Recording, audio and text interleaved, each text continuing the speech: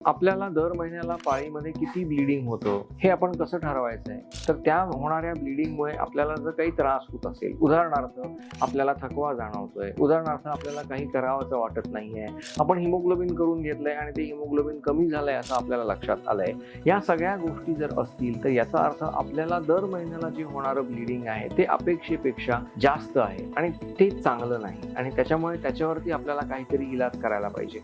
जेव्हा मी इलाज करायला पाहिजे म्हणतोय त्यावेळेला पहिल्यांदा मला कारण शोधून काढलं पाहिजे की मला जे काही ब्लिडिंग होते ते जास्त होते तर ते का होत आहे आणि मग जे काही कारण आपल्याला सापडेल त्याच्यावरती आपल्याला ट्रीटमेंट घ्यावी लागते.